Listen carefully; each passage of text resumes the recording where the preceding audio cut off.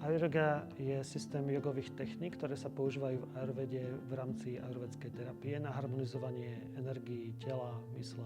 Najväčší mýtus o Ayurvede, ktorý by si chcel vyvrátiť? Najväčší mýtus o Ayurvede je predstava, že je to ďalšia komerčná joga, pričom je to súbor jogových techník, ktoré Ayurveda využíva od svojej existencie. Rituál odporúčaš úplným začiatočníkom? Ráno, keď vstaneme, tak čo môžeme urobiť pre svoje zdravie, aj keď sme začiatočník, je s nádychom zodvihnúť ruky do spáženia a s výdychom pomaly vrátiť naspäť. Všetko robíme vedome, aby sme zaktivizovali bránicu najväčší dýchací sval.